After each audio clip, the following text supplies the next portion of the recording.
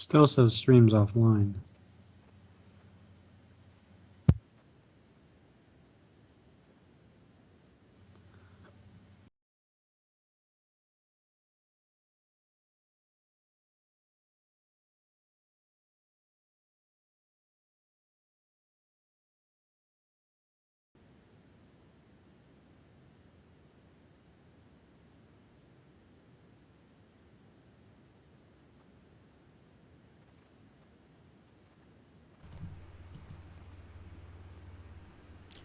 What is up, ladies and gentlemen? This is One Life to Play's Get the Effing Phone podcast for, actually, episode 27 for September 15th, 2015. I am your host, Larry Braz. I am joined by the one and only, the greatest ever, 49-0, Money Mayweather. No, it is Tony Hannity of LazyTechTV. I ain't no Mayweather.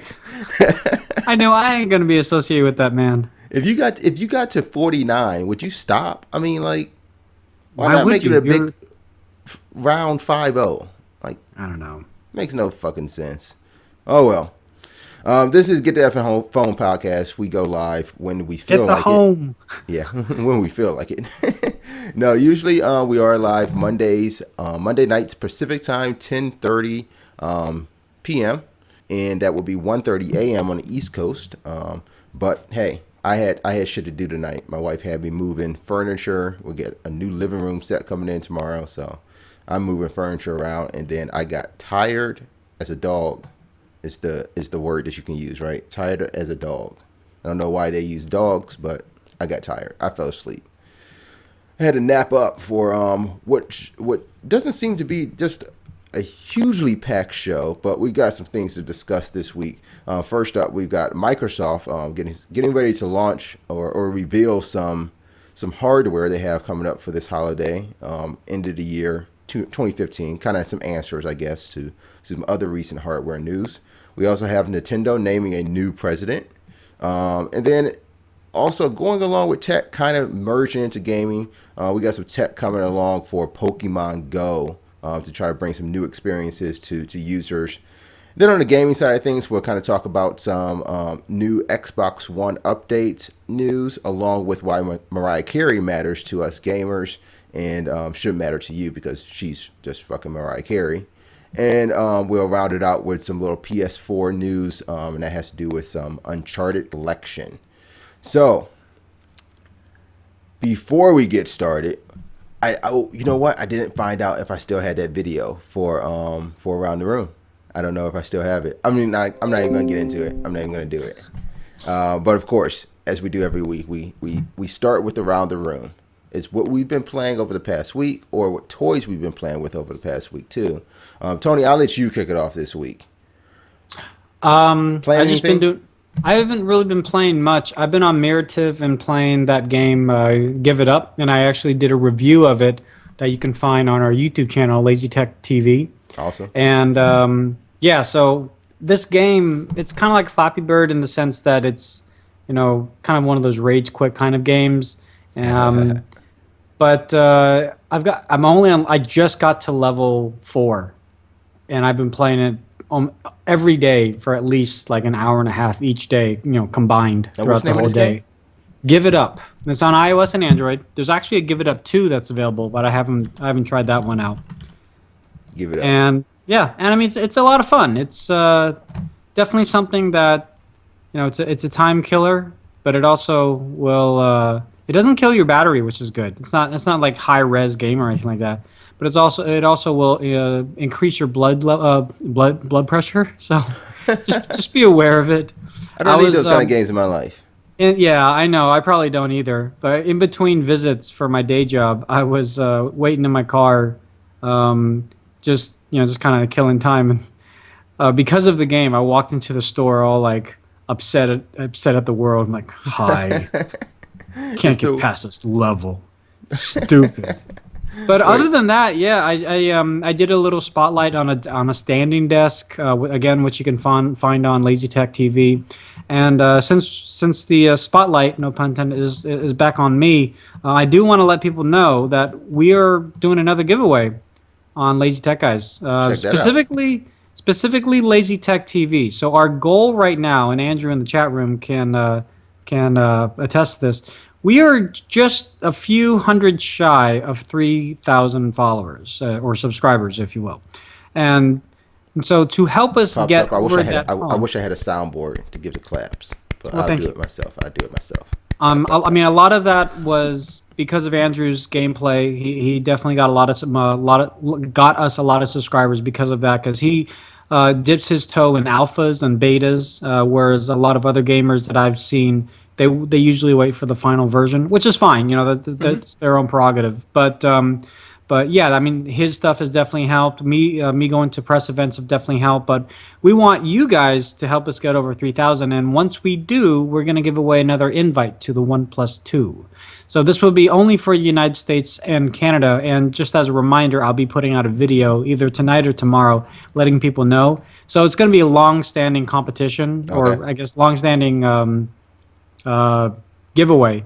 So the sooner that we get to 3,000, the sooner that we can actually implement the giveaway. And I'll probably be doing it again on Twitter. It just makes it a lot easier to do it on Twitter. Okay. Trying to manage who liked us on Facebook, as well as who's following us on or subscribing us on YouTube, and getting all those numbers is just insane. So Yeah. but yeah, that's pretty much the big news for me. Oh, and another last thing.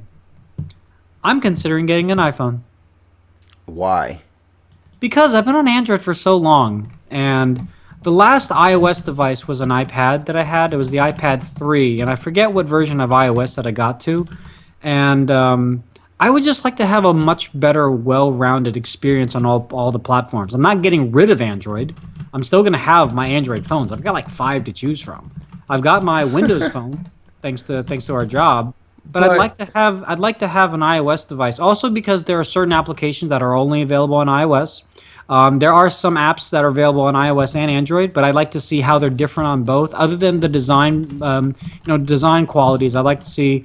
Oh, iOS gives you these features which you don't find on Facebook on Android. So, case in point, there's a really cool feature on Facebook that's only available on iOS, and I'd like to partake in that, but I can't because I'm on Android. So it's one of those things. Which feature is that? It's the Facebook message mentions capability. So, like, if I'm following a journalist or a celebrity and they want to do a Meerkat style kind of live broadcast, they can do that from Facebook, but you can only view that if you're on iOS. And then there's another feature with the instant articles with Facebook. So certain publishers on Facebook will allow you to click a link or click on an article, and instantaneously the article will auto load onto within your Facebook browser, not the browser, but your Facebook application. And that's something that Google and Twitter apparently are trying to partner up on and doing in competition of. Okay. But that's only available on iOS right now, and I'd like to I like to see that, and also see the emergence of that. And that's the one thing, like being on the sidelines of iOS. My job is to kind of see the overall landscape and be able to kind of like Andrew in the sense, dip my toe in every single pool, every single major operating system that's out there. And I can only say so much about iOS based off of how I used it back in the day, which at this point was back in like 2013. That's a long time. Things have changed. Not a lot. I mean, definitely not a lot, but there are things, especially, and also applications and things like that. So, I don't know if I'm actually going to replace my main number or not. I don't know, but when Apple announced the payment plan that they have, I was intrigued because I can definitely afford like $32, $37 a month extra, and then just use one of my other SIM cards and pop it in there. Kind of swap out. So my question though is why go phone and not iPad? If you just want to experience iOS, why not the iPad? Why get an extra phone? That's actually a good question. I don't really know. I would say go iPad. I think that does bode a good question because with the iPhone, I guess the only benefit with iPhone versus iPad would if I wanted to make a call, I could. But then again, I have Google Voice going on to all my devices and Skype numbers and things like that. Yeah. So yeah, no, you're right. That's actually a good point. And overall, I'd probably be paying less. Yeah, And over I time don't too. necessarily need the iPad. I definitely don't need the iPad Pro. I don't necessarily need the iPad Who Air does need 2. an iPad Pro? I don't need the iPad Mini 4. I could get away with the iPad Mini 2, which they're still selling because the iPad Mini 3 is being discontinued. Yeah. Who does need the iPad Pro? That's a different discussion. We kind of had that on Wednesday. So if you haven't checked that out, go ahead and go to our archives and check out our discussion about the iPad That was Pro. pretty lively. But Yeah, yeah, for me, I still have my iPad 3. I guess it's the 3. third Yeah, you had the generation. third Not gen, not an the Air. thicker one. Yeah, Yeah, yeah. And I yeah, mean with that the still third works gen. pretty fine. My wife actually just hit me up because our son always keeps her iPad. She has a white iPad 2 and I have the Okay. 3. So she's trying to convince me to kind of wipe my iPad 3 and give it to her so she can, or actually give it to my son so she can get her 2 back. She doesn't know the difference between the 2 and the 3. I don't know why she's not asking me for the 3, but I mean, with the Retina display, that's all well and good, but I felt like the iPad 3, because I had the 2 as well too. The iPad 3 gave me more problems because it heated up really easily. yeah, probably. It's I mean, but I would overheating. just say just because of the display, I would ask for that one over Yeah, but the other you're one. no disrespect to your wife, but you're more engrossed in the techie part of it, where Yeah, she she's has like, no I just idea. want to, I just. I just want my tablet back. I want my tablet back. All What about right. you, Braz? What you been up to in the room of aroundness? Well, I've been playing a lot of Madden 16. So much Madden Oh 16. yes. I have finished my franchise season. I made it to the playoffs. I made it 16-0. I did not cheat. I played Why every one of would my you think you games. would cheat? Well, Oh, sometimes because like sim it. You would yeah, sim it. you can either Oh, sim it okay. or sometimes like if you're losing, then just like turn it off really quick and Turn. shit, you know. But um, I remember doing. the game is interesting because your team gets better over time. So even as I was playing, like it started off not that easy, but by week 4 or 5, I'm just like breezing through these teams and I'm blowing teams out like 59 to zip or 49 to 7 and stuff. So it came pretty easy, and I think by week 10, my entire team had like 99 confidence rating. Every player on the team, like I could not up my confidence rating anymore, no matter what I did in like pre-game practices or anything like that. So it was kind of interesting the way it worked, and I was trying to find out like did I have the setting on like super easy, like was it just on pro or whatever it was, but there's no setting that I found like that in franchise mode. So like franchise is just franchise, and I think it's just all Madden anyway. That's just what I found. So I could be Mm. wrong though, but I'm in the Aoshi-san playoffs. says that you broke the game. So Yeah, maybe I did. Maybe I just went ham, and the game just can't handle me anymore. But it's pretty fun to play the franchise. cool. You get all the Player of the Week awards, and at the end, Manziel got MVP. Isaiah Crowell got, and that's what's. I mean, I think I might have broke the game, Andrew. Seriously, Isaiah Crowell had 37 rushing touchdowns on the season, broke 2 records.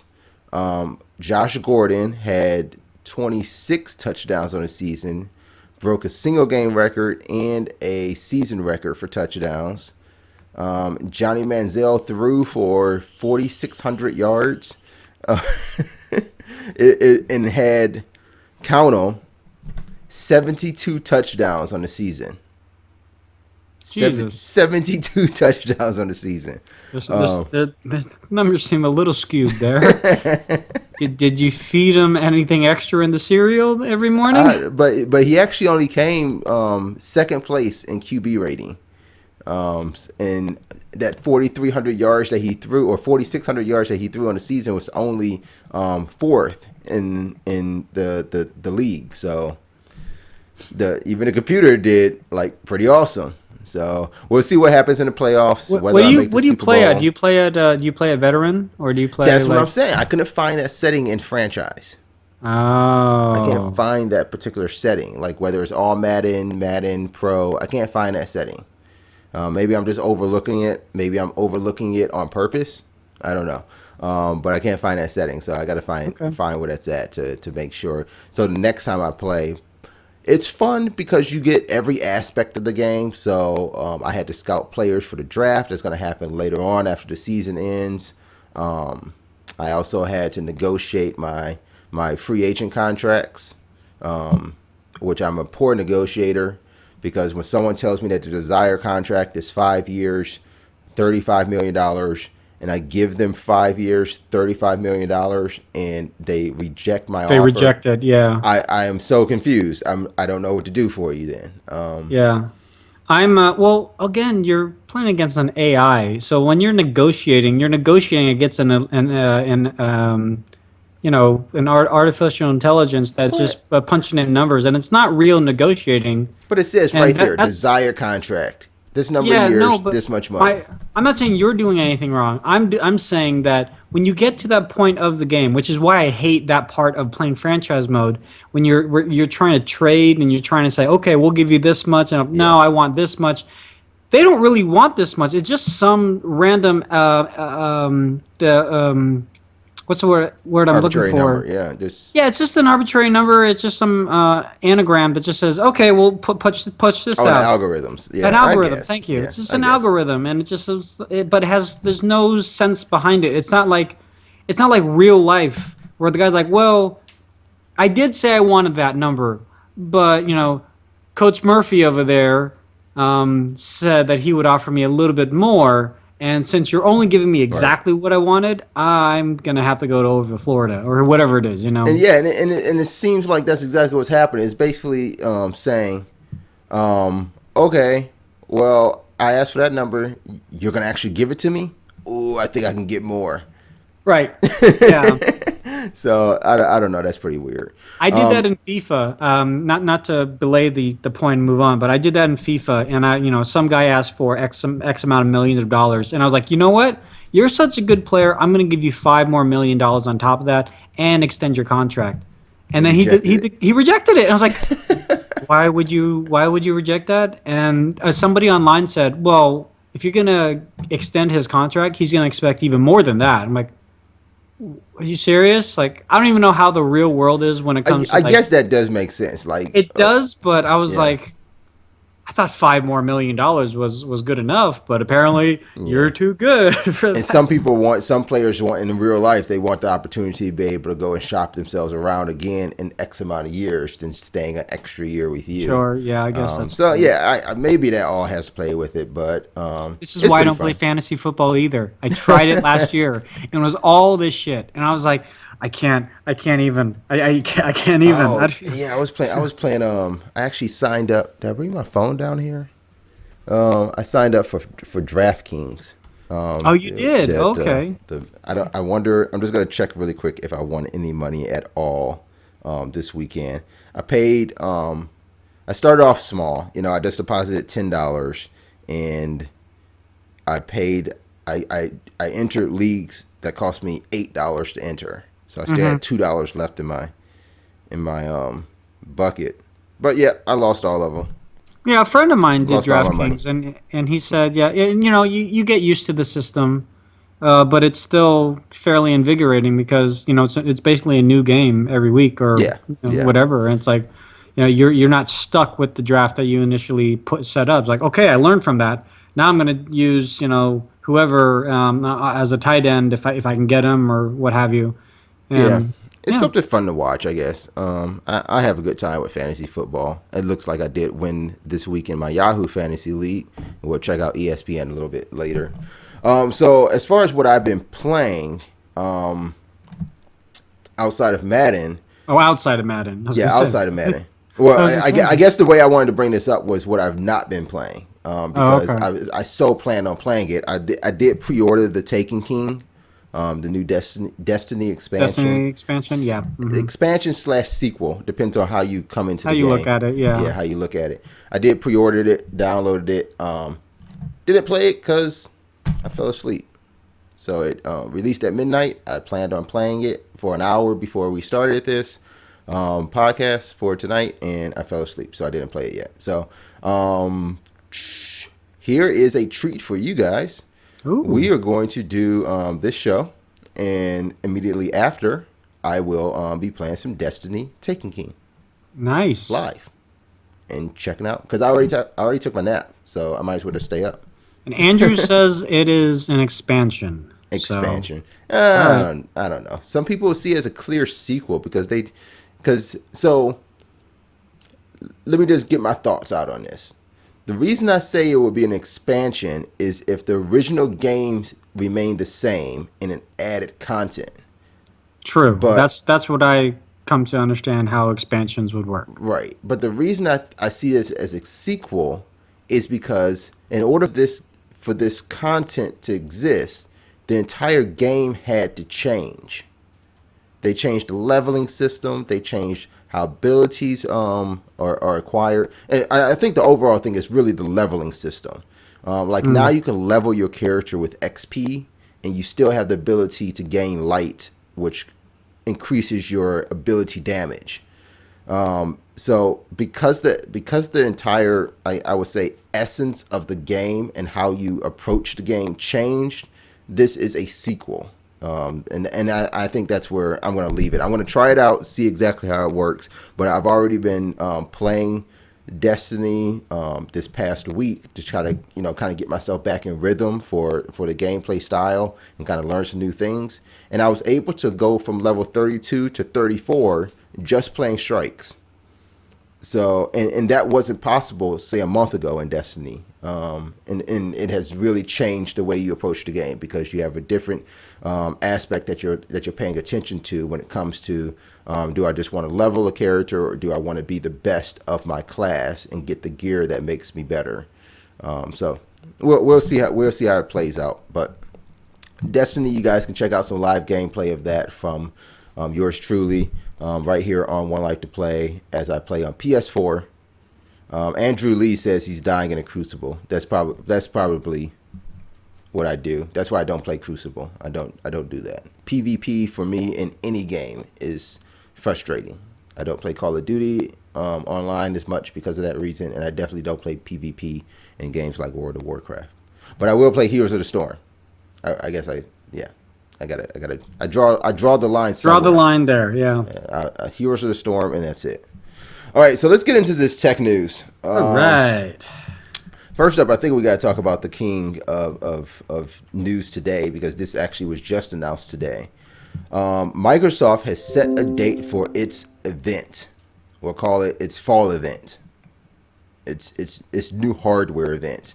It looks like Microsoft has set the date for October 6th to happen in New York somewhere at a loft, right? They always in some loft in New York. But they sent invitations out to press and important people that are not you. Oh, that is you. I'm not that important. I did not get an invitation. I can't go, though, because it's in New York. Send it to me. I'll drive. Send me the invitation. I'll drive up there. October 6th? Yeah. I'll see if I can transfer it. Shit. What day is that? Is that a Monday? Let's see. I'm bringing up calendar. The 6th is a Tuesday. That is a Tuesday, yeah. I am off.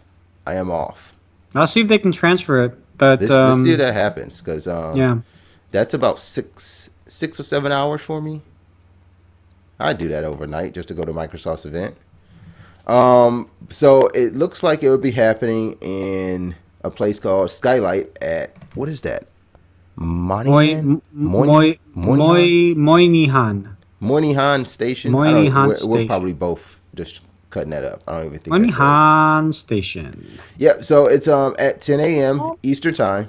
That would be so that's 7 a.m. my time. Yeah, that's crazy. Well, I mean, that's not too crazy. I mean, last time that they had the press event for the Surface Pro 3... That was 11, wasn't it? Was it? All I remember was this. When they started it, I was able to live stream the event from my Surface Pro 2 in the airport when we were on our way to learn about the Surface Pro 3. Craziness. I was like, oh, this is what I'm going to see tomorrow. Okay, that's fine. That's cool. But yeah, so as I'm sure you were about to allude to, we're going to see a bunch of new Microsoft branded hardware running Windows 10, including the new Surface Pro 4, Lumia 950, as well as a 950 XL, a new Microsoft Band, and maybe a few other things. I mean, the past few announcements were kind of like when physical press events of like physical hardware, they were kind of cool. I mean, we were introduced to the HoloLens, and maybe they'll talk about a little bit more about HoloLens. But I'm of all the new devices there, I'm actually most interested in not the Pro 4, but the Band. I want to see Yeah. Microsoft's interpretation of where the wearable industry is going. I mean, the first band, which is sitting over there, I've had a lot of issues with it. I mean, it's been charging for the past 4 days and it hasn't died. But when I look at the battery meter, it says I have 30% left. So I'm like, okay, there's an issue with this. And Yeah, I there's a still don't lot of understand how you have battery issues. I haven't experienced it. yeah, So I honestly, I think it's an issue with the actual device itself. I don't think it's a widespread issue, yeah. but there's a lot of limitations, and I mean, whenever I sell the band, I say it in such a way that the band doesn't do everything under the sun, but what it does do, it does it very well. And what I mean by that is you can't order an Uber from it. You can't turn on your lights from your band. But you Right. can check your sleep patterns. You can check your heart rate at any point in time. You can get your text messages. And yes, if you use Facebook Google, messages. you can do Facebook messages, and you're limited to like what kind of responses you have, and it doesn't support WhatsApp unless you turn on all notifications. It doesn't support Google Hangouts unless you use it as text messaging. So there's obviously limitations, but that goes with any kind of the bands that are out there. And honestly, I mean, I guess that's a good thing because I don't want my band going off every single time that I get a new notification. Right. But this is version 2.0. They've learned a lot, but I have yet to see We any hope they like did. leaked document. Well, I hope they did. I mean, I've yet to see any leaked documents that are coming that have shown like what the next mock-up is going to look like. So maybe we'll see the exact same thing. Maybe we'll see something a little bit different. Round face is becoming kind of more popularized, but that's more in tune of being a smart watch. This isn't a watch. This is a fitness band, and maybe they'll stray away from the fitness side, or maybe they'll finally have Xbox One integration, which they don't have right now.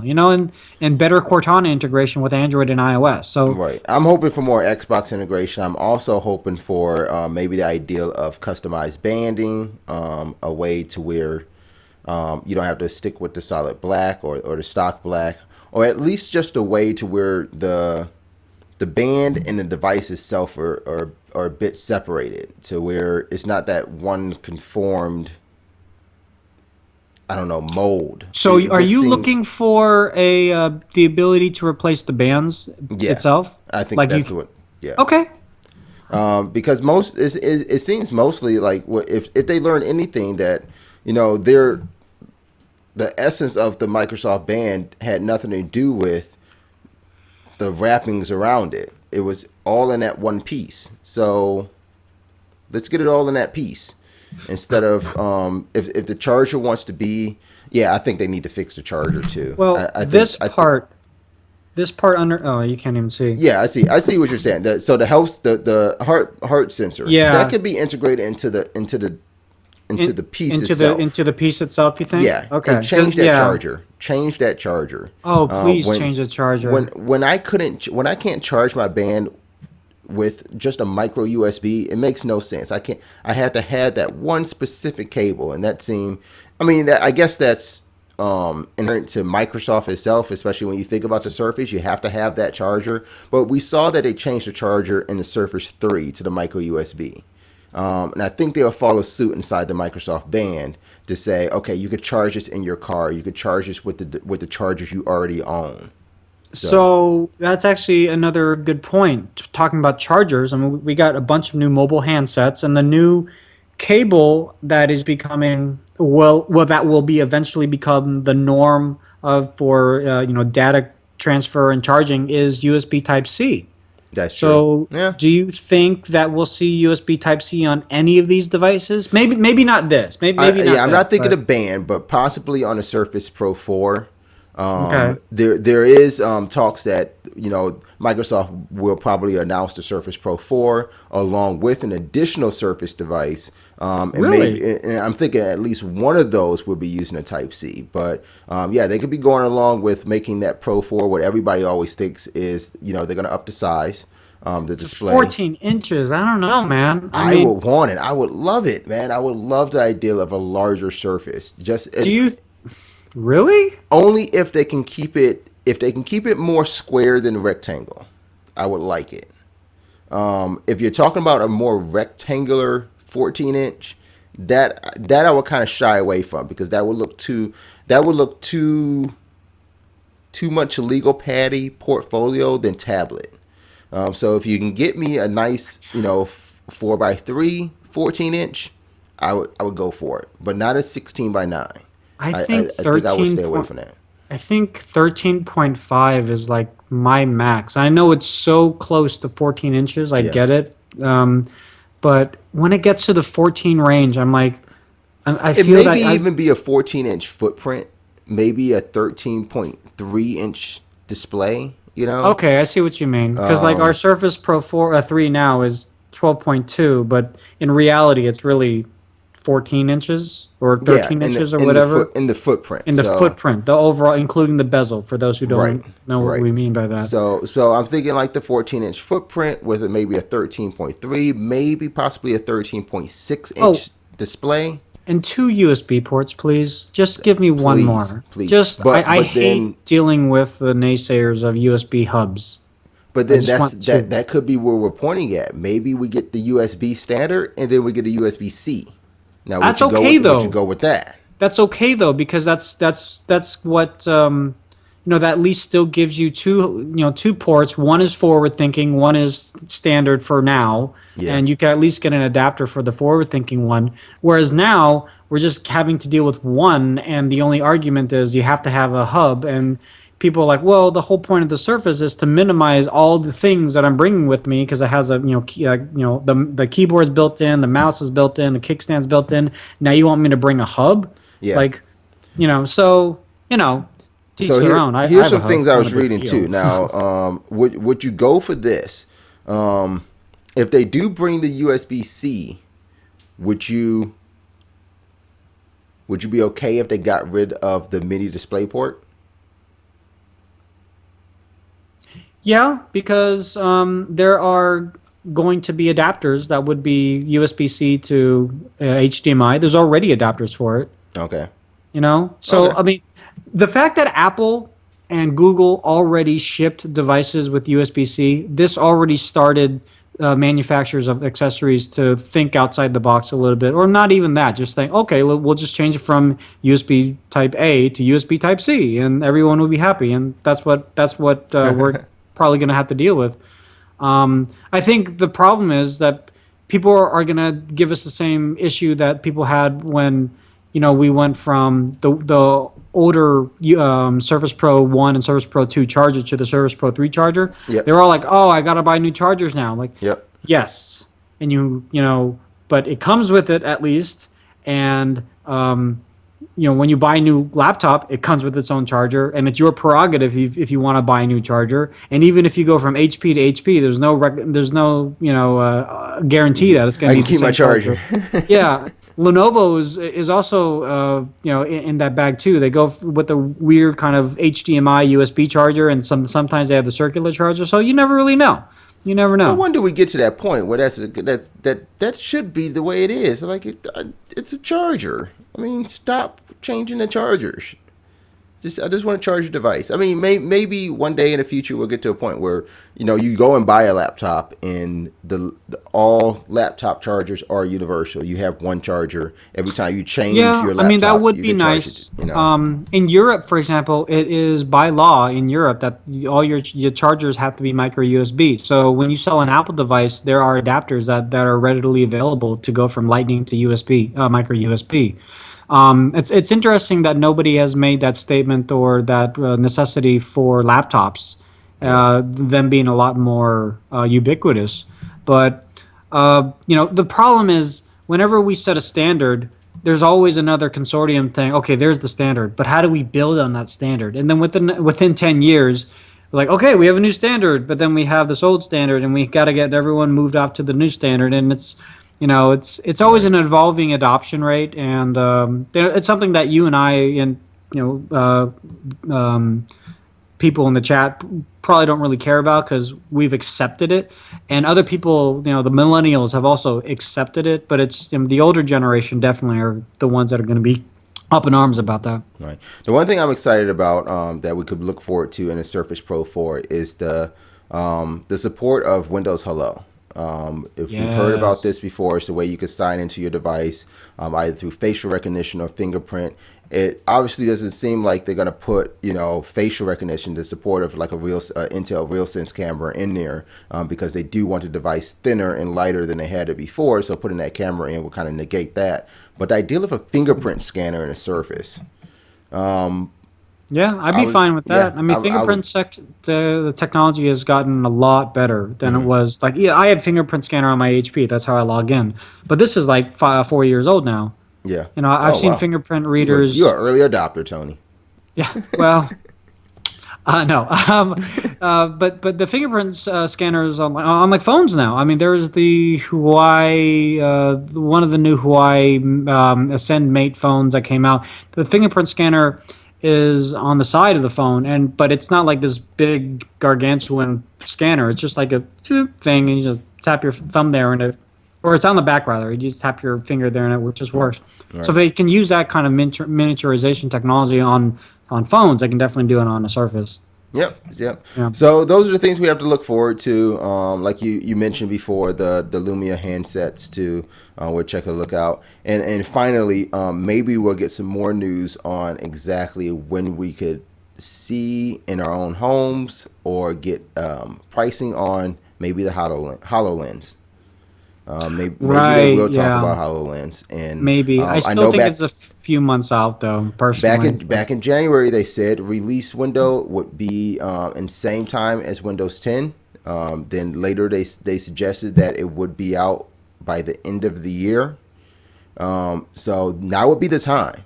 If you're going to talk HoloLens and you're going to live up to that promise. Can you imagine that being under the tree or your respective denominational holiday, and you open up your package and it's a HoloLens? I was like, oh my shit. Yeah. I would probably shit myself. Yeah, seriously, like I would, whatever the cost is, I'm sure I would have to offset and sell a bunch of crap. But I would gladly get rid of like a bunch of things that I no longer need just to have the first iteration of HoloLens. And I know there's a lot of naysayers out there because of the field of view issue. I don't think it's an issue. I think people are expecting too much for version 1.0. And it's kind of Microsoft's fault as well too, because of the technical version that they showed off in January didn't have the field of view issue. But whatever the case is, it's magic, it's awesome, and there's whether Microsoft does very well in this or not, it's just going to push augmented reality and virtual reality in that segment, and we're just going to get to the point of Ready Player One, and I'm totally cool with that. So would you yourself get version 1 of HoloLens?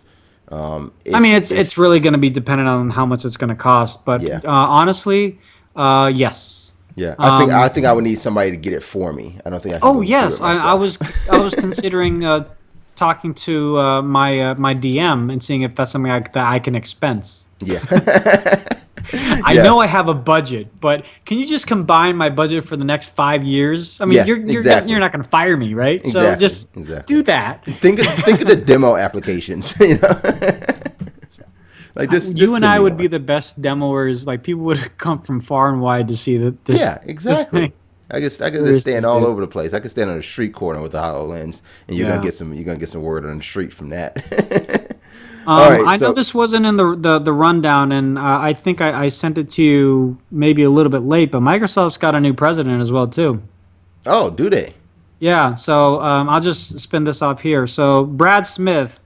He's been with the company since 2002. Okay. And he was working on Windows 95 when it was called codename Chicago. Oh boy. And yeah, so essentially, I don't see this one here. On Friday, CEO Satya Nadella promoted Brad Smith to the president of Microsoft. Now, this position hasn't actually been in existence since 2002, when another individual by the name of Richard Rick Beluzzo occupied it. So in addition to his normal legal duties, he's actually the chief legal officer, he will be responsible for privacy, security, accessibility, environmental substantiability, and digital inclusion. The one thing that I'm very interested in there is privacy and security, because over the past few months of, or I guess weeks, no, yeah, we'll say months of Windows 10 being out, as awesome as you and I might call it, because it is very, very awesome. There's a lot of people, a lot of privacy advocates that have issue with how Microsoft has laid out the terms and conditions, how Cortana, or how, like, things are Wi-Fi turned on. sense. Yeah. Wi-Fi sense, things are turned on automatically when you do it as express setting versus customized setting and things like that.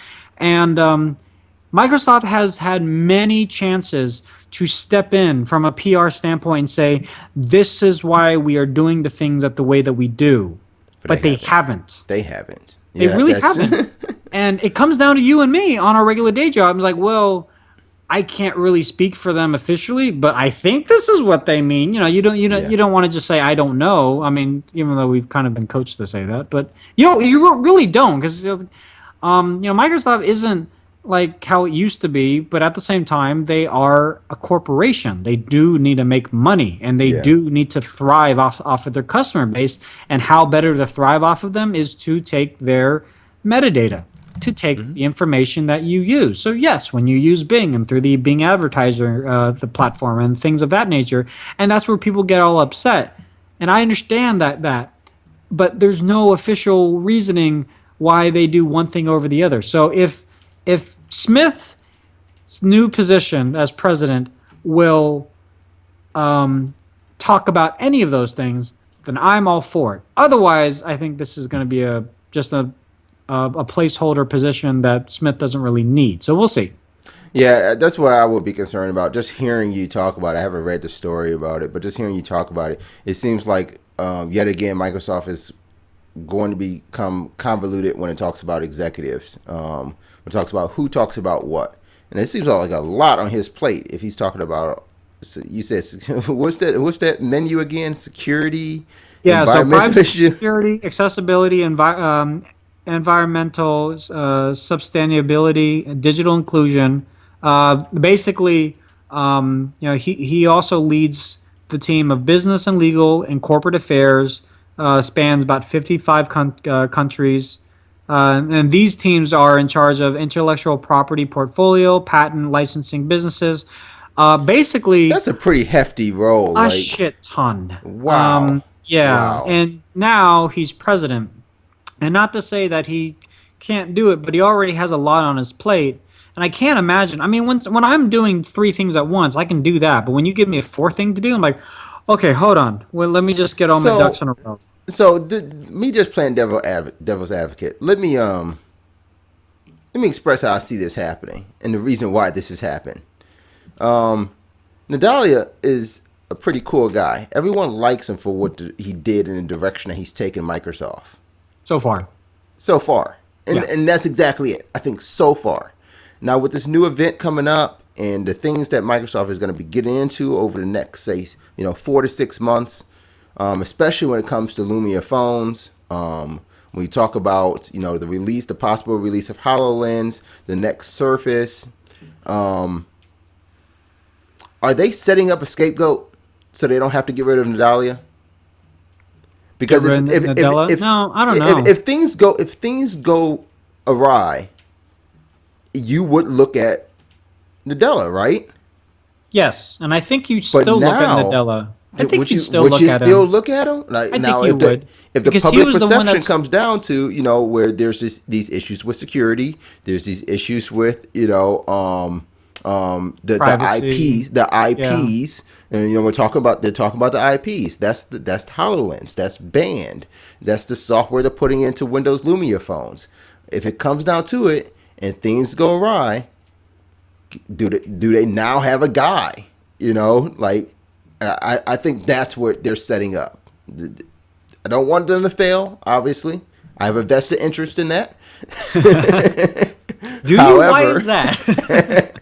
However, I really do think this is the setup of a scapegoat. Because if it goes well, everyone's happy. No one's going to. If things go, that's the one thing in Microsoft's history. When outside of what you have in Nadella is when things go great for Microsoft, no one points the finger.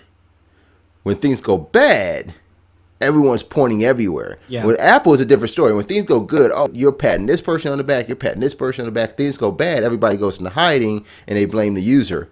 But with Microsoft, it's always like, okay, if something goes bad, it's this guy, it's that guy, it's this guy.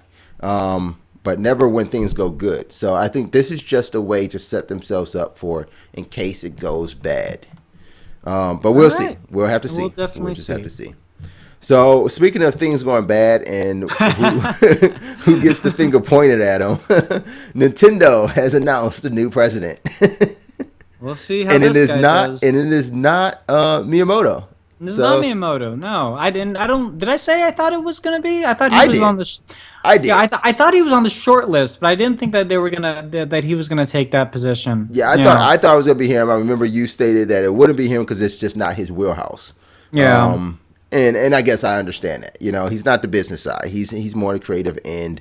And you know, Iwata wasn't, you know, that far in the business side. He was stronger in the creative end and making sure that things were how do you say, moving forward. You know, that the company could sustain and the company kept its roots. The company stayed with what, you know, it was all about. But now Nintendo has named, now again, I don't know if I'm pronouncing this right, Tatsumi Kimishima. Kimishima. Tatsumi Kimishima.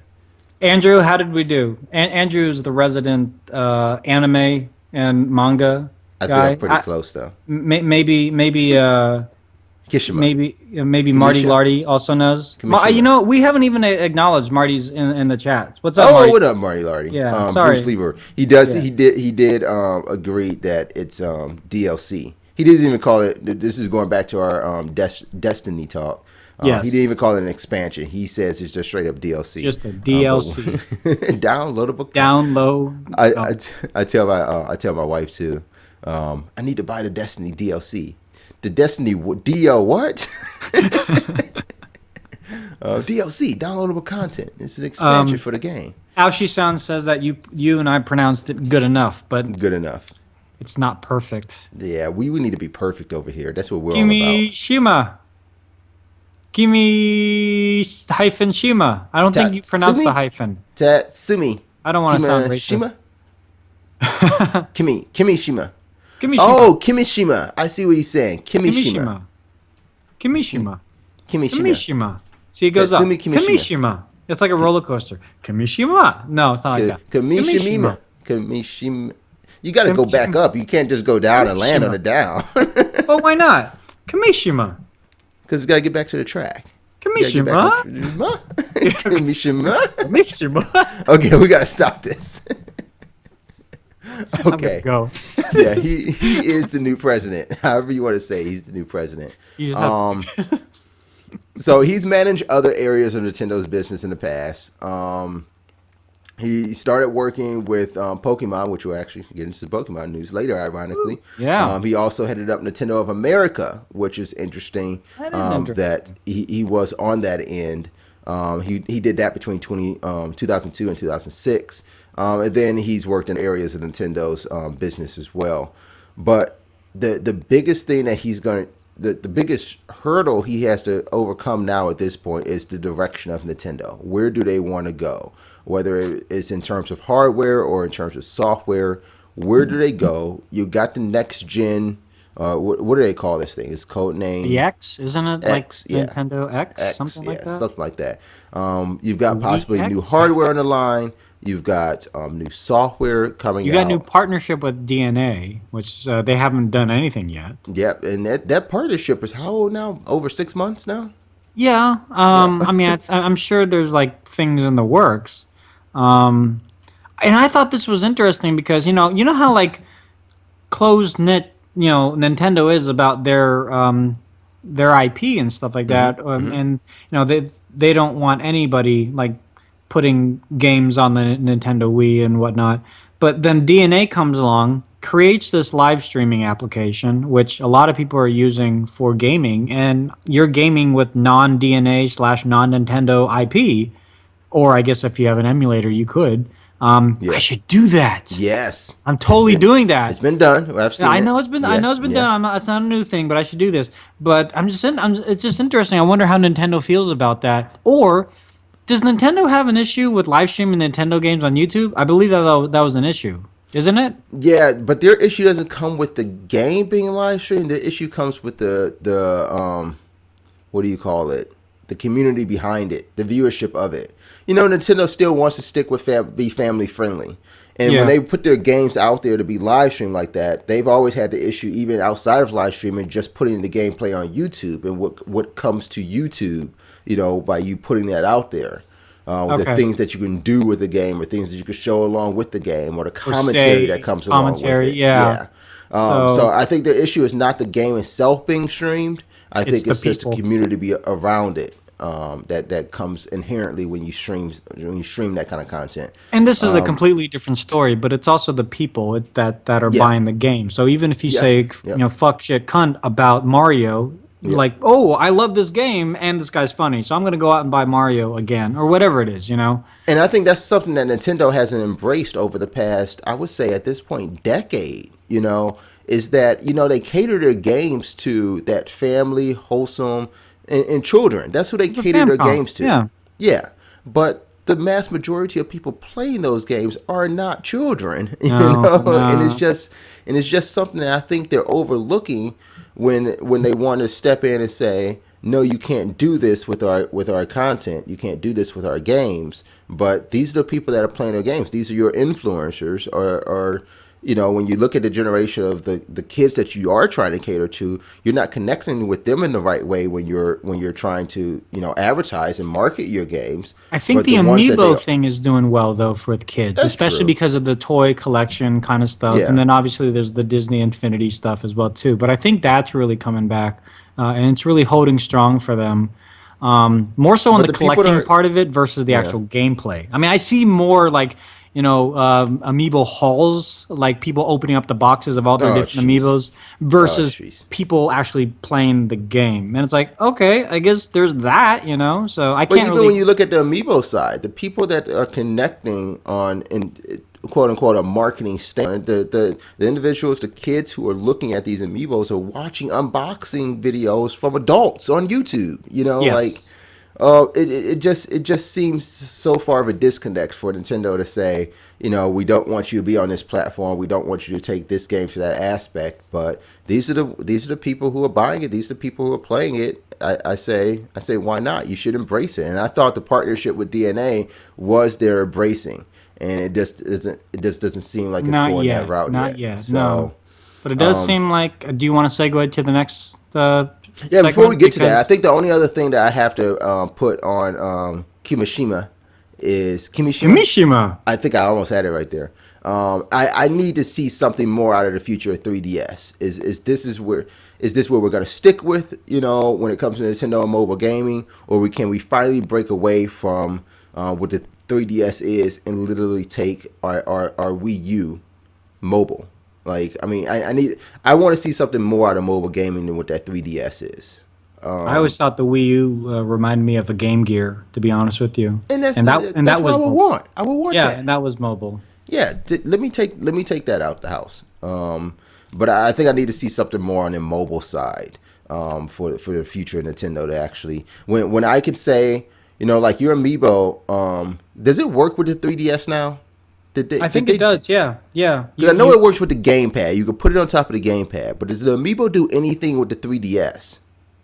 I know it works with one of the DSs. I'm not sure if it's a 3DS, but there's a little NFC pad on one of the DSs where you can place your character there. Okay, that must At be least the new one. temporarily, Okay. because obviously you can't play with it being there because you Right. got a thing. But Yeah. it's like, okay, you're gonna use Link, you can take it off. You can Yeah. continue playing using Link. Or I think whatever. I think I just want to see a little bit more in that direction where Okay. they can when when you're not so detached when it comes mobile. When it comes to mobile, if you have Amiibos, you have 3DS, you have the Wii U that already is a detached unit in of itself, and then you throw in mobile gaming, why still remain so detached as a ecosystem as a whole? That's where I'm thinking. You know, like if I take my 3DS over to someone's house that has a Wii U, I should be able to use that 3DS as a gamepad on that Wii U. That's what it just.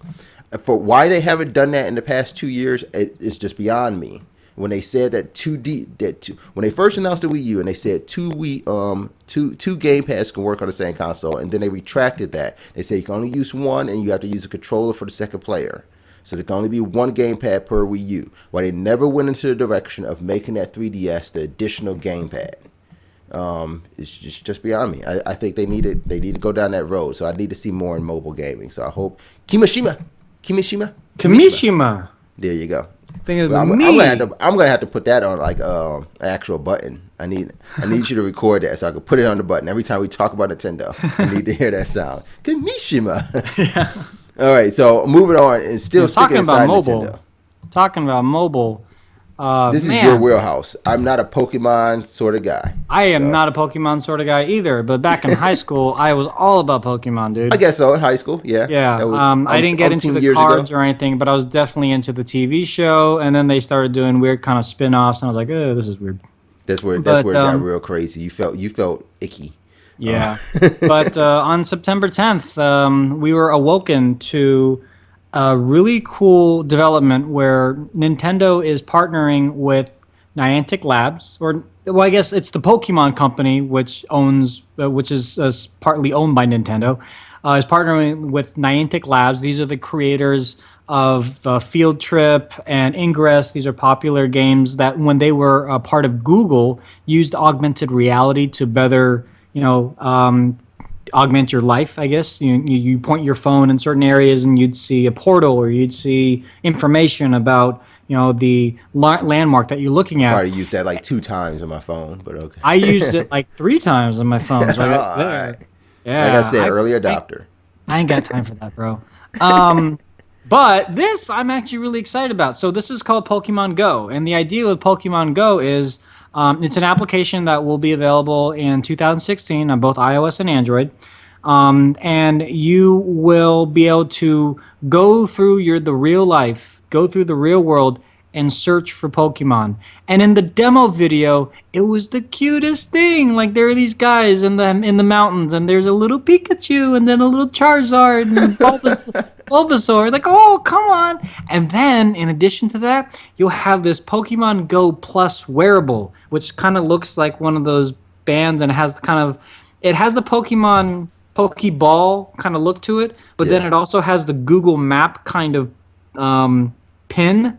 Yeah, I wish I could import that. I should have imported that image before. So it has that, and you wear it around your wrist, and I'm guessing it's some sort of like NFC band or something like that.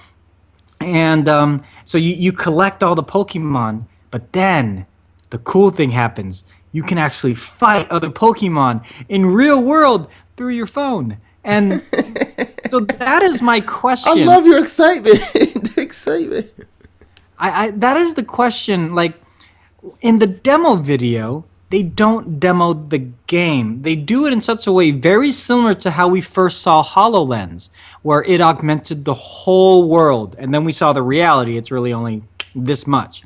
So, yes, we saw people using their phones, but we also saw, like, Pikachu peeking around the corner, and then they use their Pokemon Go bracelet to kind of capture them. Grab the ball, and then everyone is running into Times Square to battle Mewtwo. But it's like, okay, well, that's great.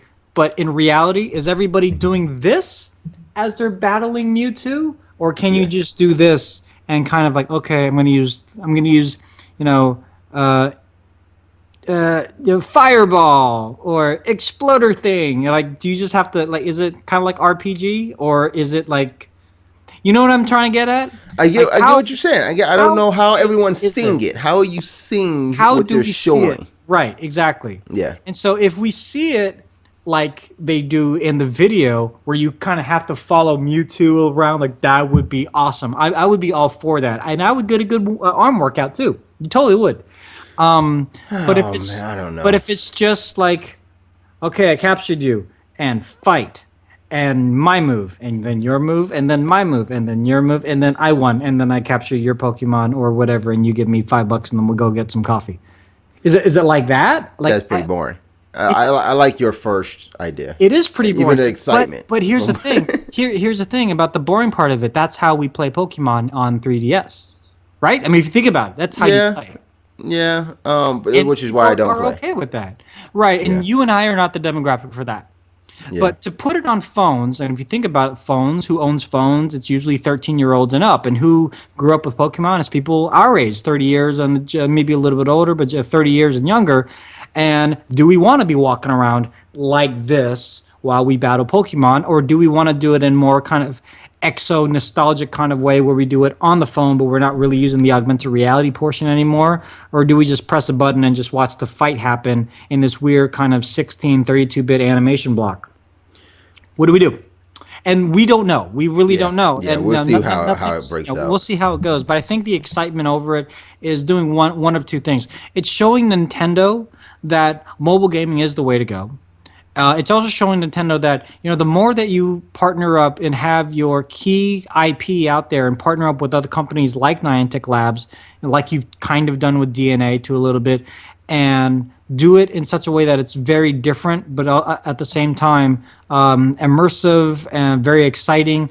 These are things that we want in mobile gaming, and why mobile gaming is starting to have a much better uprise than ever before. So Yeah. I'm not saying it's better than console gaming by any means, but Mobile gaming is better than console gaming. I just want to get a rise out of people. Who yeah, watch this later. I looked at the screen. I'm like, I'm looking for sarcasm. Okay, there we go. There it is. It's right there. Okay, but yeah. Yeah. What do So guys in the chat, what do you guys think? I mean, when you saw the video or when you heard this news, did you kind of brush it off? Because honestly, at first I brushed it off. I I really did too. 'cause, like, I did. like, I brushed it off, and I don't then care you about brought it up. Pokemon. So I don't care about Pokemon. And then I actually saw the video. Like, I could care about it a little bit more because my son was super into Pokemon. He even had a Pikachu Pokemon birthday party, which I think Andrew came to. And it was a lot of fun, kind of like because like we would watch old episodes of Pokemon, then he would watch the new episodes of Pokemon, and I would be really critical of it, kind of like, oh, these aren't even the same voice actors, and you're like, this is dumb, and this is basically the same kind of storyline that it was back in the day with new characters, and Right. but he loves it, and if we can rekindle that and use technology of today's standards. And Niantic Labs, if you've never used any of their products, they're really, really good for what they are.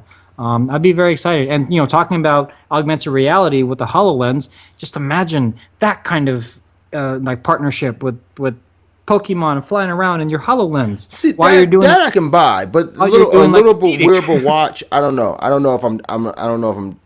So here's the thing. Okay, I kind of like the concept, but I'm an adult. I'm not walking around with that Pokemon teardrop on my wrist. That's not gonna happen. No, Make it a keychain, maybe. maybe. I'm sure you know, could make that a keychain.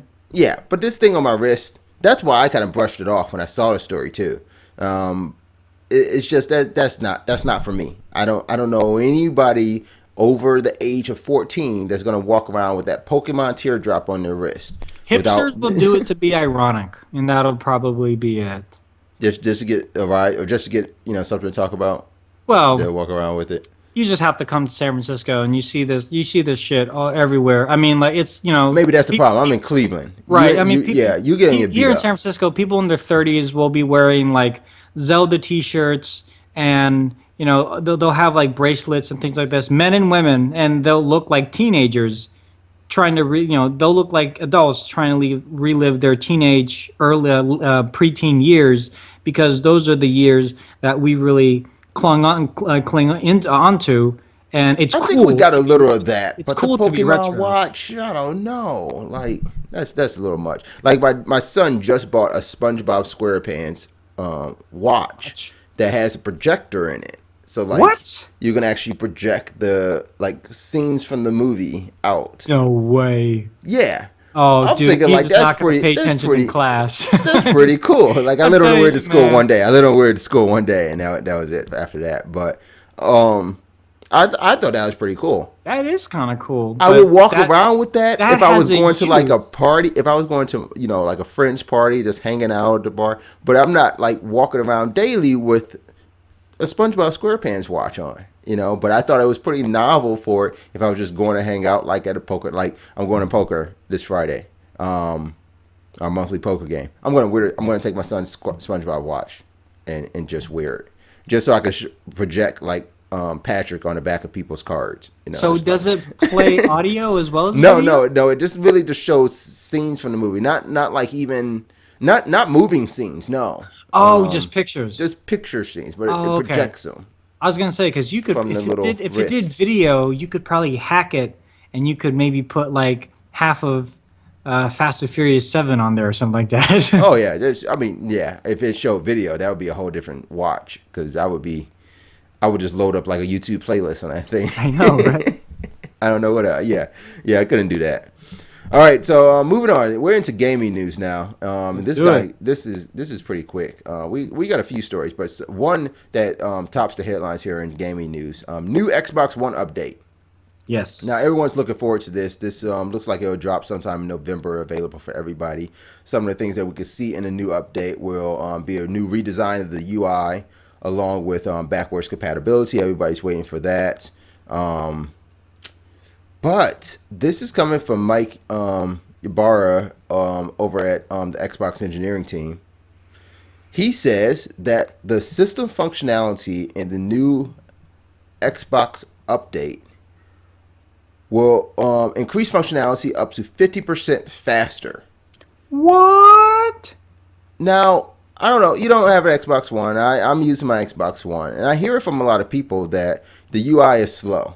I don't experience that. My UI I think it's pretty fast. I have no problems with the speed of me able to navigate around my Xbox One. But I hear a lot of people do have an issue with it. Okay. Now, if you tell me, one who's not having an issue with it, that I'm going to get 50% faster, I think a fly at this point. Like, we're talking about I'm being able to get in and out of games. Like, I guess maybe I do see some sort of, lag when I go in and out of games when I'm trying to get back to the dashboard. But for me, I'm coming from 360, so it's still by far faster anyway. Maybe if you just step into Xbox, an Xbox One, it may seem slower. But the idea to get 50% faster that's quite of an undertaking when it just comes down to the UI change and not, a hardware change. I think that's where I think I'm wondering, like, is it really possible? Is this true? I'm sure it is. We have to wait to see, but we still see that the new Xbox One, this is what they're calling it too, the Xbox One experience. They no longer refer to it as a UI though. They were referring to it as an experience. It's UI. Yeah, but it's an experience. Yeah, because they're saying that according to the article on GameSpot, they're saying that the popular gaming features will load up to 50% faster. So I'm trying to figure out, and that's quoted, popular gaming features. What are the features? Just turning the game on, or loading in between cut screens, or is it for every game or specific games? I guess we still don't know. But anything that can make the experience faster, whether it's the UI. Of the actual menu system being faster, turning on the Xbox faster, or the in-game experience faster. If they can actually do that without having to cut any hardware out. Now, do you think that has to do with Windows 10? Because there's nothing in this article that says this is because of the Windows 10 update. This is just an update. Not regarding it, but they're talking later in this interview. He talked a little bit about Windows 10 integration with Xbox One, and bringing the OS to Xbox One isn't as simple, but they are trying to bring in a few things. So they give it a name. Actually, this is interesting from what we've heard in the past. The customized version of Windows 10 that's built for Xbox One, and that's basically what the new Xbox One experience is. They're calling it One Core. So it seems like they're changing the entire backbone of how Xbox One operates. As to be long a as little it's closer to still Windows Windows 10. 10. Yeah, no, Right. as long as the core is Windows 10, then the message is still the same. All right. So Because the there's a idea quote. with, go ahead. Oh Go yeah, ahead. the quote from your bar says Windows 10 for desktop PCs has incredible momentum right now. We're going to bring all of that efficiency to Xbox One. And I think that's where we were able to divide ourselves. Even when we, in our day-to-day work lives, we're able to talk to customers about what Windows 10 can do. And it's not just about Windows 10 bringing a whole new experience and a new UI, but it's talking about at its core how it can improve the efficiency and performance of machines. Right. That are already existing, not the ones that you buy now with Windows 10s, the existing machines. Like you have a laptop that's 3 to 4 years old, you can get up to 30% faster performance out of this device just running it on Windows 10, faster startup times, things like that. And I think those are the things that they're bringing to Windows or to Xbox One, because your bar says, he uses the word accessibility features a lot. And I think that has to do with, like the instant on startup times, getting back into what do they still call that? Basically suspend mode, where you can be in a game, you can leave that game, you can turn it off, and then turn it back on and drop right back into where you left off in that game. Along with using things like Cortana, or the way we interact with Xbox through the Kinect and through voice recognition or voice features. Those kind of things, I think that's what they're talking about, is going to be faster performance. Those things will operate faster. Oh, let me ask you then. Do you think you'd be able to operate Cortana through a microphone and a headset through the controller, or do you still need the Kinect to do that? I think actually, I thought you could do that with the headset now. I don't know, because again, I don't have the one. Yeah, I So. think you can still do that with the headset. You can still speak to your Xbox Now with the Okay. headset. Connect allows you to do The motion stuff. the motion stuff. Motion in which, the ocean. which I don't use. I actually use. Kimishima. There's a motion. I want to do that right in front of Connect to see what happens. I don't know what you want, Larry. But I use my Connect, the gesture control. That's what they call it, gesture control. I use gesture control more on my Xbox 360 with Connect than I do on my Xbox One with Connect. Why is that? Isn't it more gooder on the one than the three? Yeah, gooder. Or is it the game that you use it with? I think it ends up being the amount of games that I use with Connect on 360 than what I use on Xbox One. I don't use any games with Xbox One in Connect. Have you Madden? Do you have Madden on Xbox or? Yeah, I have it on Xbox One. I do from time to time use the audibles through the Connect, but I don't. There's no gesture control, not that I know of. Yeah, it's all voice. You're right. Yeah, It's not all that I voice. know of that I would use it for. I don't use Xbox Fitness. I try to get my wife to use it. She rather just go to the gym, so she doesn't That's use fine. the games that. But check this out. I think my 360. I don't really even play games that don't use Connect on it. We play Disney Infinity, but that doesn't support Connect. Mm-hmm. But we play we have the Zumba. Brazil World Tour. We still play. We play the Just Dance. We still play Connect Sports Season 2. Oh yeah, we play that too sometimes. Connect Adventures. That machine has become the Connect machine. Okay. And even when I'm watching Hulu or Netflix upstairs on that 360, I'm navigating with the motion, with the gesture you know what control. though? I turn off the Connect. I unplug the Connect when I'm watching YouTube or Hulu. Because your hand Because goes when up I'm and just you see the little wave thing. Yeah, no, what I'm just sitting there and it pauses and it thinks that somebody made the Connect move. I'm like, okay, either I have a ghost or See, or that's something weird, or other. because when I end up, like when we move around and we're watching something, before it reacts, it says at the bottom, wave your hand to, it says to wave your hand. So we have to wave our hand first in order to bring the hand up. No, mine just pauses. You got a broken Connect. Or it won't even just pause. It'll just like rewind or fast forward. I'm like, I look at Frankie. I'm like, what'd you do? I'm like, I didn't do anything. Like, are you sitting on the controller? No. Why is it moving? Wow. Like, I don't know. We'll Yeah, we have a good time unplug with the it. Connect and it'll go back to normal. So I was like, Yeah. oh, We have a okay. good time with the Kinect on 360, but it's something as far as gesture controls I don't use on Xbox. But I would love to walk into my living room and say to an Xbox 360, Xbox on. Why I can't do that yet, I don't know. Okay. I wish that feature came to Xbox 360, but I do that with. And I gotta be careful because I don't want to turn it off right now because I got a game of Madden. I'm still in my Madden franchise season, but I love interacting. Turning on and off my one with voice control. Xbox off. Stop. See, yeah, I got head. I'm thinking like I got headphones on. Haha, can't hear you. But yeah, the round out of that is, Mike Ybarra basically says the Xbox One is, quote, literally a Windows device. So we'll see how that happens when you talk about getting the new Xbox One experience and whether or not they bring it a little bit closer to using Windows 10 on that console to just not having it be this gaming platform or something that you have to interact with differently. Well, Cortana comes to Xbox, that's yeah. going to be amazing. The other thing about it being core Windows 10 is not only it being 30% faster or 50% faster or whatever that is. It's the core for the operating system for developers. So with universal apps, Microsoft has promised universal apps for years. I mean, Yeah. Windows 8 was supposed to introduce Windows apps, and then with after games for Windows, yeah. every single build conference, they're saying to developers, you can build it once and it will work on all devices, and then developers just didn't do it.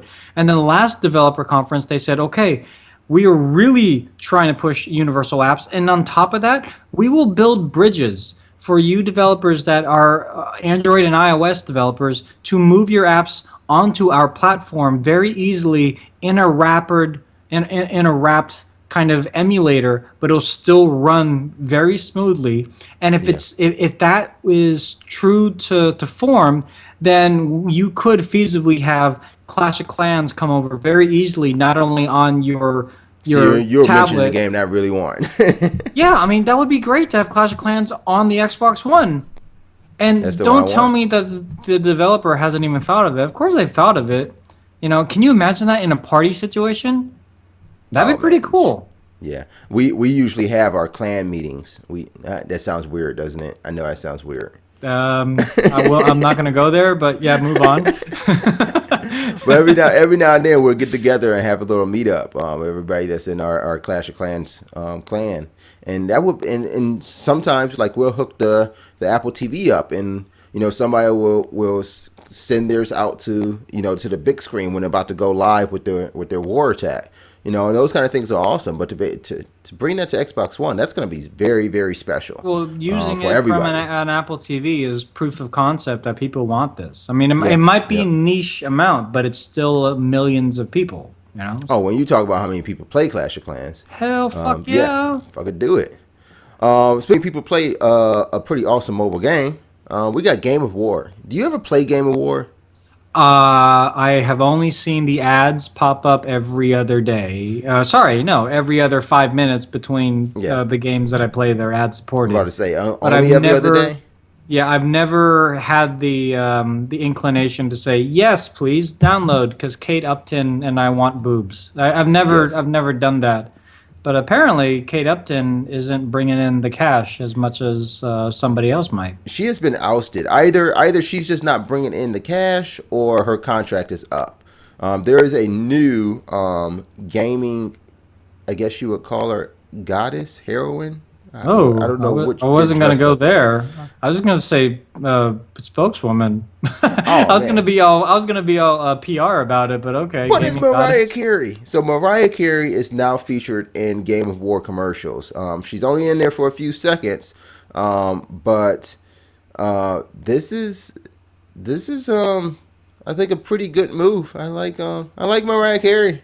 Time to be hero, guys. Time to be heroes. I can see where they're going with that. I think Kate Upton, although how recognizable she is, I think, and how gifted she was. Yeah.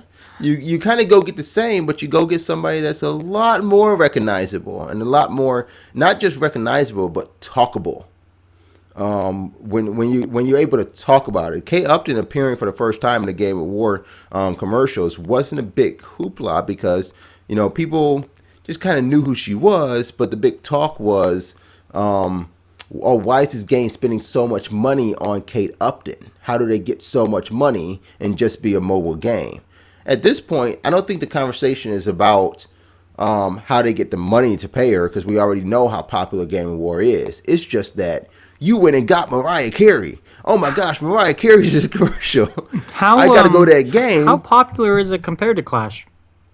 I think they're neck and neck. I gotta say they're probably neck and neck. I tried, and I really gave an honest attempt at it to try to play Game of War and see where to try to find out where the real spark of it was, and I just couldn't do it. I mean, I played it for a month straight trying to understand why some people thought Game of War was better than Clash of Clans. I just don't see it. See, Game what of I War like is about convoluted and ugly. Oh, okay. Because It's what I ugly. like about there are some Game of War ads that I like where they're the people that have their phone, and then augmented on their countertop are their characters, like Yeah. building a wall on their desk and stuff like that. And you see the cat walking in the background, and there are people like on horseback and things like that. And the players, the actors in this commercial are just hanging back. They're at a coffee house, and they make it very casual, right? It's not. And that's it's not, because that's what I want. Like I No, want that yeah. kind of game that I can just kind of go in at any point. It's like, okay, I'll do this, I'll do this, I'll do this, and I'm done. And that's why I like Fallout Shelter. And Andrew, I hate you for however many dwellers you have now. I still only have six. I still have that game on my phone. I still only have like 50 dwellers. I haven't procreated anytime recently. But Yeah, I took Shelter off. it is one of those games like Fallout Shelter. It's not a. I think the problem is that it's not a social game. So it's just Yeah. me, and I can't go to your shelter and say, "Hey, can I trade you for sugar?" Like it's just me and me alone. But at the same time, that does allow me to do it in my own time. So that's why, like for casual gaming, I like Fallout Shelter because it's immersive enough for me to enjoy the 5 minutes that I'm doing it. But at the same Right. time, I don't get so stressed out when I see, well, when we go to visits, how many Best Buys did we go to where there's clans in every Best Buy, and when they're not helping customers, they're on their phone playing Clash of Clans. Yeah. playing Clash of Clans, and I was like, don't you guys ever put that down? Like, no, I can't, because I got to harvest this and I got to rebuild that wall, and if I don't do it, then Jeremy over there and his clan's gonna come over here. I'm like, okay, you're I just got here, dude. You're stressing me out. So I think the difference is when it comes down to commercials too. When you see a Game of War commercial, it's very deceiving for what you get when you go and play the game. And maybe that's why they have to have these beautiful women in these commercials. yeah. Because the game itself is very ugly. I can't say that enough. Game of War is an ugly game. It's dreary looking. It's packed with detail that's not necessarily needed. Is that a wait? That's redundant. Necessarily needed. That's not necessary. It's packed with detail that's not necessary. And it's hard to get around to figure out what to do, what you need to do, and then how to interact with any other players that are out there too. Whereas the Clash of Clans ads are comedic. Yes, and they're comedic. They're funny. And the commercials, when you watch one of the commercials, it's a ground level view of exactly what's happening in the game that you're playing. It looks exactly like that. When you play Game of War and you see all these things attacking and the horseback riding and all that stuff, and then you go to attacking the game, it looks nothing like that. It literally is a trail and some shit goes down, and then you get some textual shit of what happened. That's not what you advertised to me. But when I play Clash of Clans, what you advertise me is all these hog gliders running in and these barbarians running in, and the archer queen just standing there just watching everything. That is exactly what you get in the game. And if you zoom into the game, you see these little barbarians just like hacking at shit, like exactly what you see in a commercial. So I think it's a little bit, oddly enough to say, true to life. to what they show you. So I'm a Clash of Clanner. I still can't bring myself to Game of War, even if you throw in Mariah Carey. So now that we have a more recognizable face, she, connects to a larger audience because Kate Upton really, I mean, she was a supermodel, right? Yeah. So unless you knew her from like Sports Illustrated or through like the gossip magazines or websites that show nude pictures of her. Now I'll give you a website after. Yeah, go ahead. Obviously Carrie's notoriety far shadows whatever Upton could have done, even with front facial nudity. But at the same time, is it really going to help? I mean, if the gameplay itself is as shitty as you say it is, people are going to download the game and then they're going to realize, oh, this isn't what I thought it was. I'm not going to play this game anymore. I mean, Right. Does that do them any justice? Is that worth it? Because they just spent a shit ton of money on Carey. They're going to continue paying for that, for the ads to show it. And then, the amount of players are either going to stagnate or they're going to start falling off. And that's exactly what I was going to say. I think my opinion on it, I don't think it was necessary, because if you are not playing Game of War yet, you're not going to play Game of War. There's way too many other games out there now that are similar in the same formula of what I call clan PvP. There's way too many games out there now that you can choose from, that if you haven't been playing Game of War now, or by now, you're not going to go play that game. It just doesn't seem like the investment of time it takes to be playing that is not there. Well, the other thing too is this. You want to play by yourself, that's fine. But Clash of Clans, Game of War, these are social games too. So you're going to ask your friends, hey, I want to play a game with you guys. What are you guys playing? Like, oh, we've been playing Clash of Clans for months. We've been trying to get you involved. Like, oh, I guess I'll play Clash of Clans then. Like, there's no reason, unless you're the type of person that you can just make random friends and join other people's armies and clans within Game of War, then that's fine. But the vast majority of us... You can. Vast majority of us, though, yeah, you don't hear that. And the vast majority of us would like to play with people that we know so we can trash talk them the next time that we see them. Yep. And I mean, that month that I gave Game of War a chance, I even asked a lot of our clan members, the people I play Clash of Clans with, to come over to Game of War.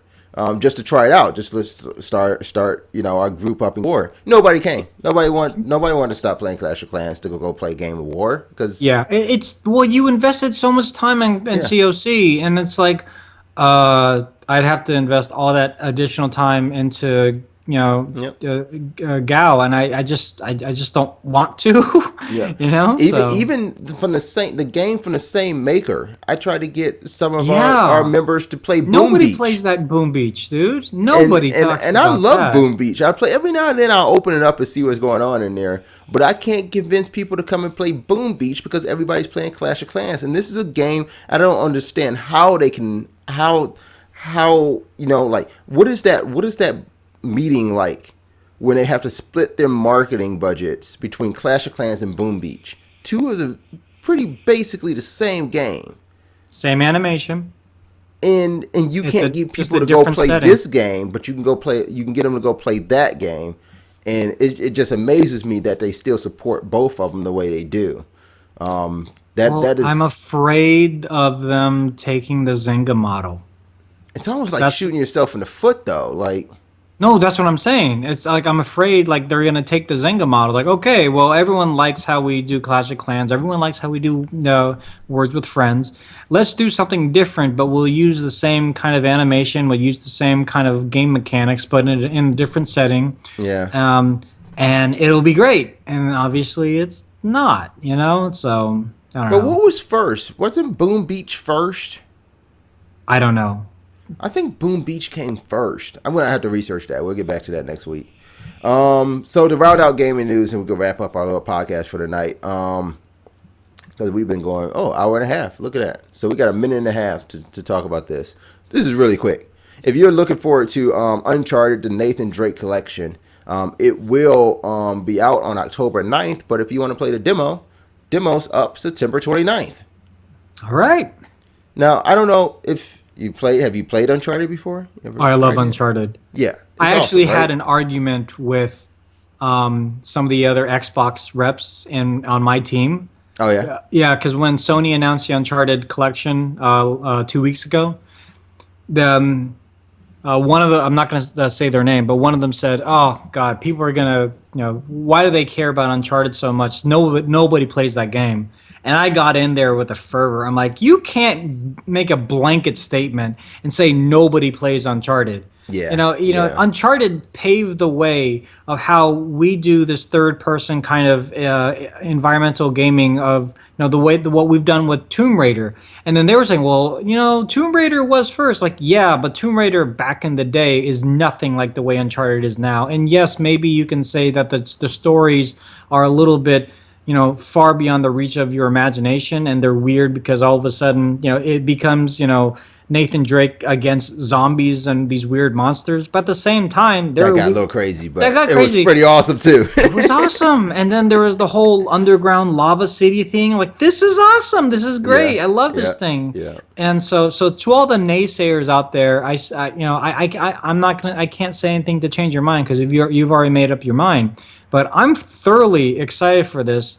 This is definitely that, and then the new MLB The Show that's out. Those are Yeah. games that make me really want to think about investing in a PS4. Into a But PS4, yeah. But again, I think if I buy a new console, it's going to be an Xbox One.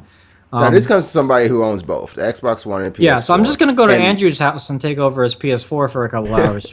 I He already knows. I He think already I knows what's found the up. divide of gaming when it comes to this next generation. This is what I've come to the conclusion of. So, and let me preface this by this: I had the same conversation with the Xbox rep too, and we got a very heated discussion because I made a statement: I am not going to buy the Gears of War collection Okay. because I was going to buy the Uncharted collection. Collection. Oh.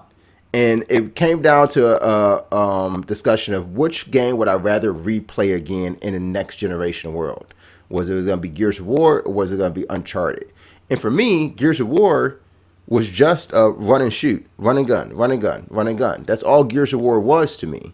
But when you talk about exactly what you brought up with Uncharted, there was the story behind it. There was the characters in it. There was the environmental gameplay of it. There was the multiplayer gameplay aspect.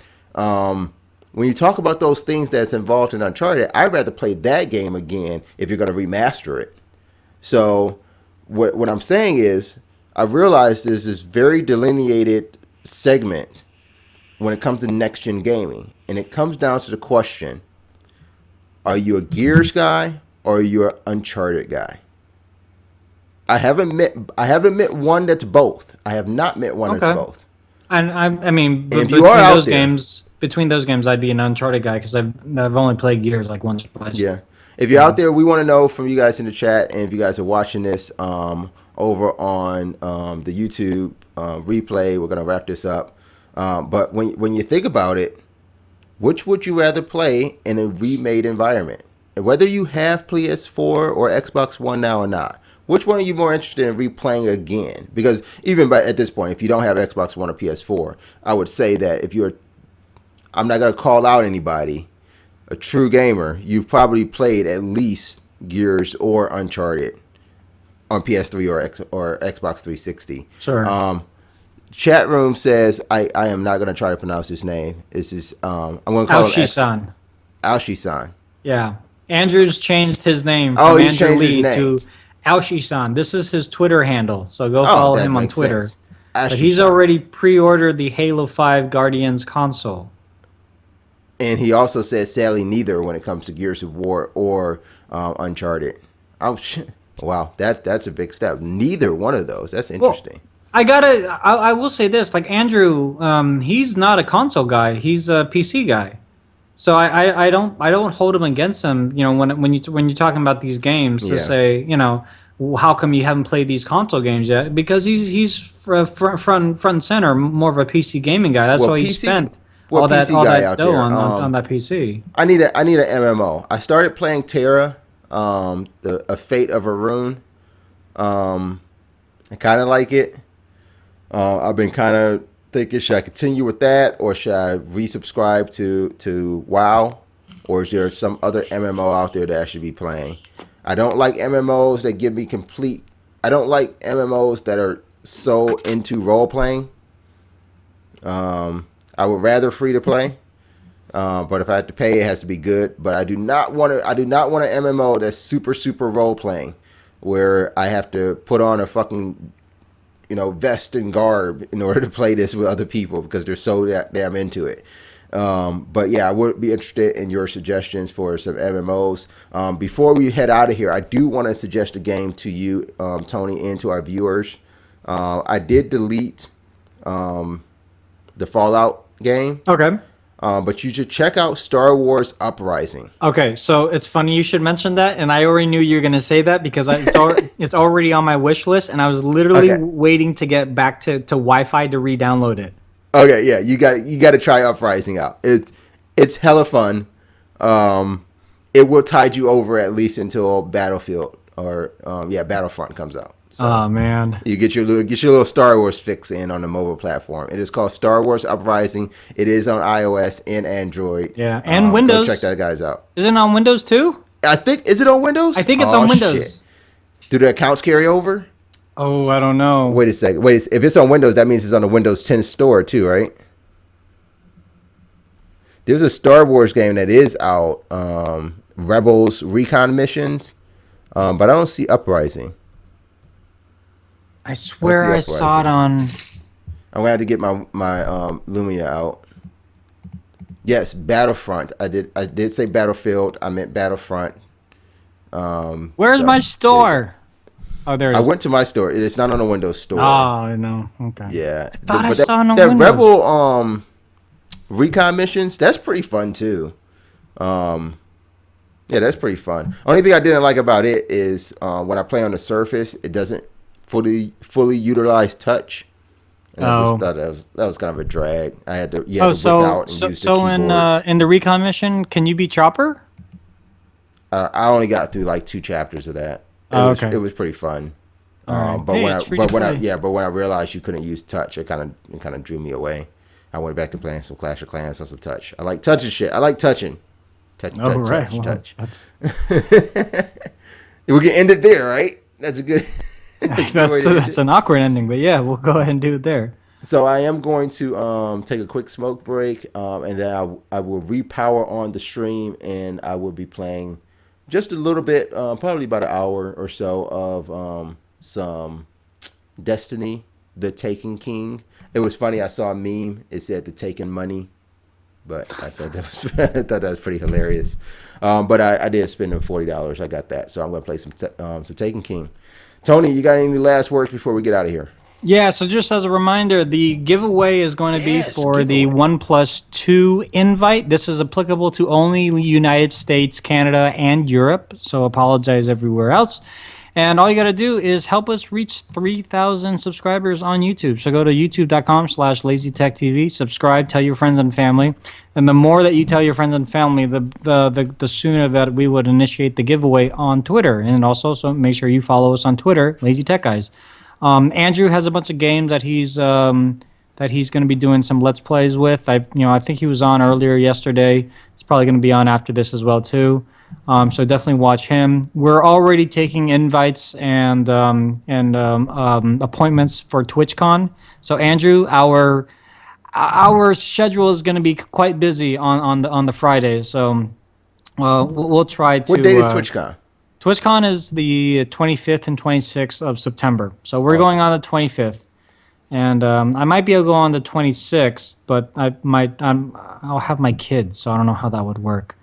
Looks like Aoshi-san was on earlier with Metal Gear Solid 5. It's going to be a lot of fun, but it's also going to be a lot of work. And I'm not quite sure how we're going to get the videos out. Because lately I've been doing a lot of videos which incorporate like B-roll and shit like that, and right. You know as well as I do that production value takes a lot out of you, and the more interviews that we have, I'm not sure how much time I'm going to be able to associate with that with my kids, because I'm going to be basically home alone with the kids for that night. So I don't know if I can if I can do that. So we'll see. Well, yeah. Hey, if you guys, you and then Andrew, if you guys need some help with some video production, just let me know. You can send some stuff my way on OneDrive, and I'll be happy to help you guys out. Oh, cool. We'll definitely think about that. It depends Yeah. on how much shit that we get. But yeah, follow us, and of course, follow our hosts here, One Life to Play. All right. Yeah, you can find One Light to Play. You see it right there. Twitter, Facebook at One Light to Play. Lazy Tech guys are over on Twitter or Facebook too. And then you see our YouTube channel, which you're probably already at because, this is where we stream now. Happy Home on YouTube. But make sure you guys check out and subscribe LazyTechTV over on YouTube. Get into that contest, get that OnePlus invite, and help them get to 3,000 subscribers because that's pretty awesome. All right. Until next time and all the time. Except when you're watching us in our podcast or when you're watching me play some games. But you can do it while you're watching me play some games too. Do what you always do. Do what you do best. Do what I'm about to go do now. Game on.